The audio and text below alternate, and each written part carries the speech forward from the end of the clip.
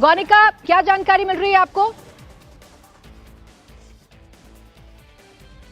देखिए, फिलहाल सुनवाई पूरी हो चुकी है। अरविंद केजरीवाल के तीनों वकील भी अपनी जिरह कर चुके हैं और इसके अलावा एएसजी भी अपनी जिरह कर चुके हैं और उनकी तरफ से जो जोएब हुसैन है वो भी अपना पक्ष रख चुके हैं ईडी की तरफ से। और अब ऑर्डर रिजर्व कर लिया जा चुका है। कितनी देर में ये ऑर्डर सुनाया जाएगा ये अब देखना होगा, क्योंकि जब भी ऐसे मामले होते हैं तब भी, क्योंकि सुनवाई लगभग 3 घंटे तक चली है। 2 बजे ये सुनवाई शुरू हुई, 2:10 पर, और 5:15 बजे अभी सुनवाई खत्म हुई है।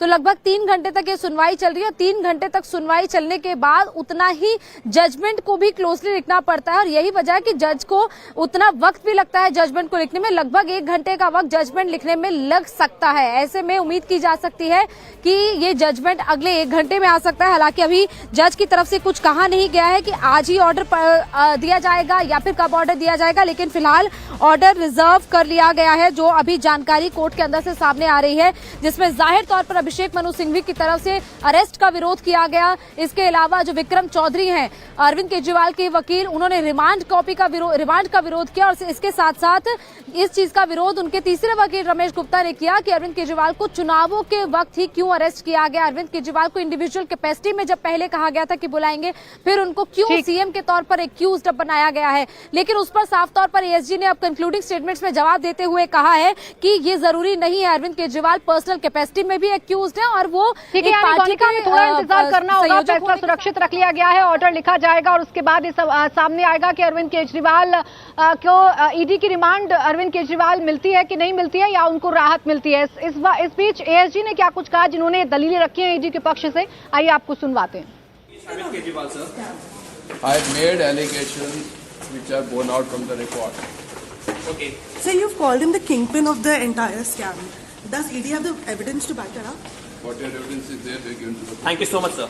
Sir, do you, after this remand ends, do you think you're going to be asking for an extension as well to continue? Depends on what happens during the remand, if at all remand is granted. Large also amount of money used in the Goa election, sir, you said. Sir, Mr. Singhvi. Don't ask me questions. I'm going to argue matter. Sir, Mr. Singhvi during the arguments had also claimed that the arrest was illegal and unlawful and should not have been done. Anything regarding that? That is his perception. Yes, Arvind Kejriwal, sir. तो देखिए, अभी आपने SG को सुना, remand की मांग की गई है, 10 दिन की रिमांड मांगी गई है अरविंद केजरीवाल की। अभी फैसला सुरक्षित रख लिया गया है। जो सुनवाई है वो तकरीबन 3 घंटे सुनवाई चली है, जहां दोनों पक्षों ने अपनी अपनी दलील रखी। जहां ईडी की तरफ से एएसजी ने अपनी दलील रखी, तो वही अरविंद केजरीवाल की तरफ से 3 वकील आज कोर्ट में पेश हुए। अभिषेक मनु सिंघवी, जो कि गिरफ्तारी कैसे अवैध है ये बताते हुए नजर आए, और 2 अन्य जो वकील थे, विक्रम चौधरी, वो ये बताते, और रमेश गुप्ता, वो ये बता रहे थे कि रिमांड क्यों नहीं मिलनी चाहिए, ये बताते हुए नजर आए। अब फैसले का इंतजार थोड़ा और करना होगा।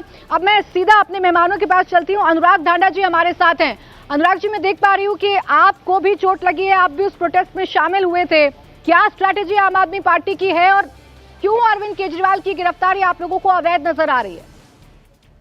देखिए, निश्चित तौर पर अवैध है। इस देश में कोड ऑफ कंडक्ट लगा हुआ है। इसका मतलब यह है कि चुनाव आयोग के मातहत सारी एजेंसीज इस वक्त पे होनी चाहिए, लेकिन उसके बावजूद भी एक पर्टिकुलर पार्टी के इशारे पर अगर राजनीतिक तौर पर लोगों को गिरफ्तारियां की जाए, अगर कोई उसके खिलाफ विरोध प्रदर्शन करे तो उनके सिर फोड़ दिए जाएं।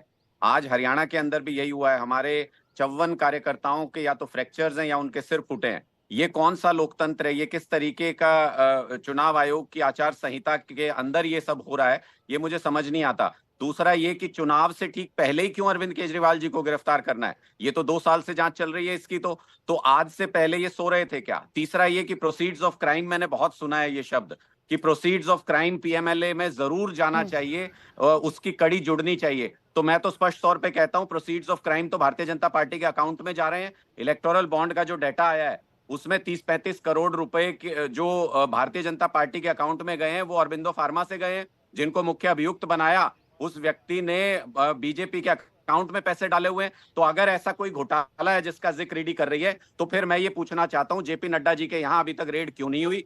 जेपी नड्डा जी को अभी तक अभियुक्त क्यों नहीं बनाया गया? हाँ। और नरेंद्र मोदी जी के यहाँ सर्च ऑपरेशन क्यों नहीं हुआ? वो 30-35 करोड़ रुपया कहाँ है? वो सीधे सीधे proceeds of crime. Anurag ji, मेरा एक सवाल है, आप लोग बार बार कह रहे हैं कि ये चुनाव आचार संहिता लागू होने के बाद ही क्यों गिरफ्तार किया गया अरविंद केजरीवाल को। अगर मैं गलत नहीं हूं तो 9 सम्मन इससे पहले भेजे गए थे अरविंद केजरीवाल जी को। बार बार ईडी ने कहा कि आप पेश होइए, पूछताछ करेंगे हम आपसे, लेकिन पूछताछ के लिए पेश नहीं हुए अरविंद केजरीवाल। तब कोई चुनाव नहीं बताता हूं उनके बारे में ईडी खुद कोर्ट गई, उसके बाद अरविंद केजरीवाल जी हाईकोर्ट में गए। दोनों मामले अभी सुनवाई में चल रहे हैं और ईडी को नोटिस देके बाकायदा 22 तारीख को ये कहा गया अपना जवाब सबमिट कीजिए भाई, क्या पूछताछ करना